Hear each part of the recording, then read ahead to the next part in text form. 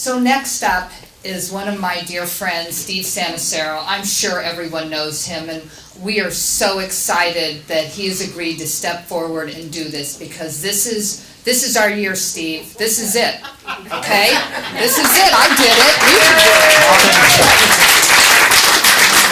If this isn't our year, I don't know when our year's going to be. That's right. It's this year or never. I want to thank Buckingham Voices for putting this together, and all of you for coming out in a late March evening to hear us. How many are from the 10th Senate District? All right, good. So most of you. That's great. Well, I am Steve Santarseiro, and I am running for the Pennsylvania State Senate. And my good friend Tina Davis just said, when I got to Harrisburg as a state rep in 2009, we had 104 members, and we had the majority. And when I left at the end of 2016, we were down to 82. Now, in that time, our friends on the other side were responsible for cutting school funding by $1 billion a year, gutting funding for our state colleges and universities, as Brian said before, trying to stop the expansion of Medicaid, voting to let the National Rifle Association sue our towns if they tried to pass reasonable gun violence prevention legislation, and doing everything they could to put up barriers to women's health care, including the right to an abortion, if that's what they choose. That's their record. And you know what? The Republicans in Bucks County, many of whom our folks are running against, or whose seats they are seeking now, would come back to Bucks County and present themselves as moderates. But what do when they get out to Harrisburg? They voted for all these things. And not only did they vote for these things, they voted for leadership in the House and the Senate that pushed this agenda.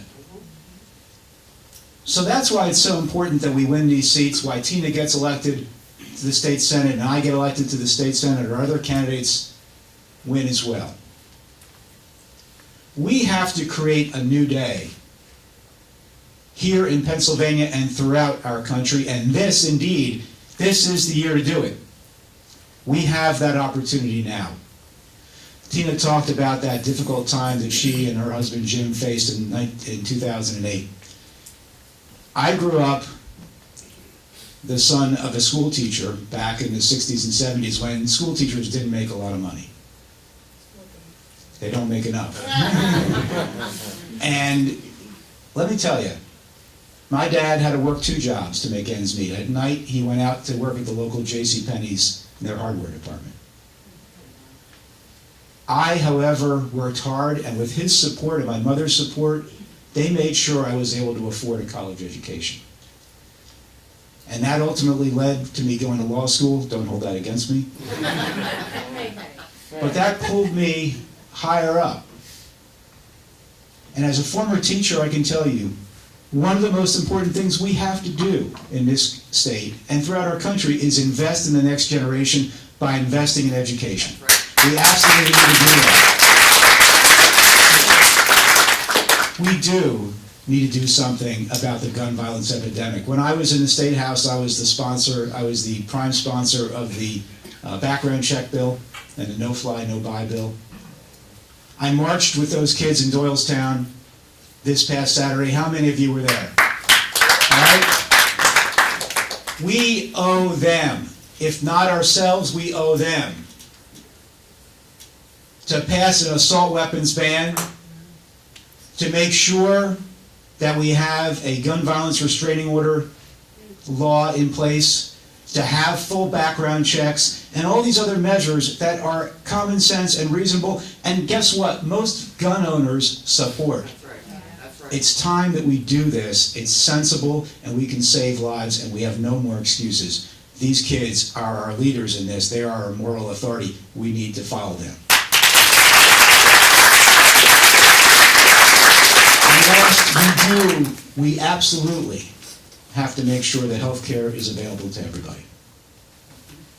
We absolutely have to do that. And we know in Washington they're making an attempt. They didn't succeed last year, but they will continue to try to roll back the advances we've made. We Democrats at the state level have to keep fighting. I'll just end with this.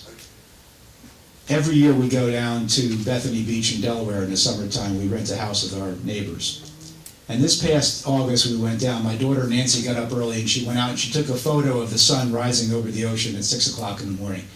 And I've kept that photo on all my computers. I love to look at it every day because that photo of the sun rising over the ocean is a photo of hope, of a new day that's dawning.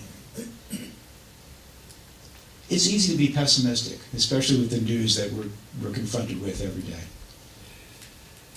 Don't be. There is hope. We can together create that new day of hope for our state and our country. I ask you, join all of these candidates, all of us tonight, in doing just that. We can do it, and we will do it. Thank you very much.